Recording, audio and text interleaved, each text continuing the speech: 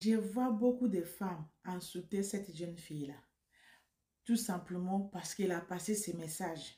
Elle s'adressait aux femmes mariées. Mais je vais t'aider, ma chérie. Ton message t'a dit des vérités. Pourquoi les gens t'insultent? T'as touché le point sensible de certaines femmes parce que il y a plusieurs types de femmes mariées. Il y a les femmes mariées classiques. Quand l'homme travaille, elle travaille. Elle est debout. Il y a les femmes chefs d'entreprise, directrices d'entreprise. Ça, c'est les femmes mariées.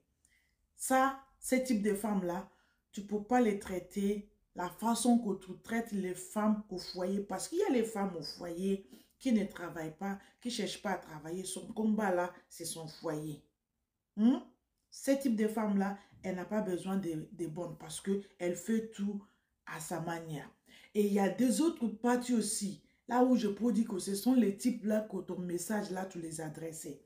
Parce qu'il y a des femmes qui ne travaillent pas, qui ne cherchent pas à travailler, qui ne font rien, et malgré qu'il ne fait rien, il va chercher aussi une servante. C'est de là qu'on va parler. Parce que je pense que ton message s'adresse à ce type de femmes.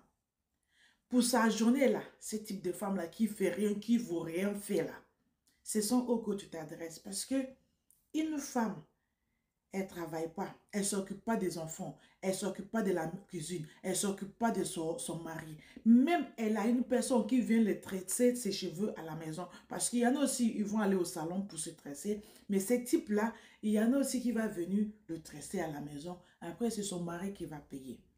Donc, l'homme qui est dans cette situation-là, elle voit que sa femme, ça n'a rien.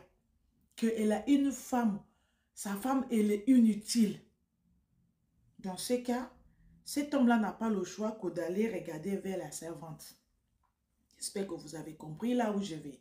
Cet homme-là, je le dis, j'ai rien à rapprocher à l'homme comme ça parce qu'il n'a pas le choix. Sa femme ne veut pas l'aider. Sa femme n'aide pas elle-même. En fait, elle est mariée pour rien du tout. On nécessite mariage. Donc, l'homme comme ça, il peut chercher la servante. Parce que c'est la servante qui s'occupe de lui, qui s'occupe de ses enfants, qui s'occupe de sa maison, qui fait tout en fait pour la famille. Donc, il peut se défouler avec la servante. Ok? Mais une femme classique qui travaille le matin, même des fois, elle va au travail avant son mari et dirige la société. Et elle revient à la maison. L'homme gagne 1000 euros, elle gagne 2000 euros. Comme elle va faire? Il y a des choses qu'elle peut faire. Elle a besoin aussi des femmes de service à la maison qui peuvent l'aider à surmonter certains services. Parce que elle travaille, elle est active. Ce n'est pas la femme qui est d'homme. Parce que je pense que ces messages-là, c'est pour les femmes qui sont en Afrique. Certaines femmes, hein, pas toutes les femmes. Parce qu'ici en Europe, les femmes travaillent. Il y a un autre cas aussi, là où c'est la femme qui travaille et l'homme ne travaille pas. Ma chérie, quel message que tu as pour ce type de personnes? Parce qu'il y a des foyers où c'est la femme qui travaille, l'homme ne travaille pas.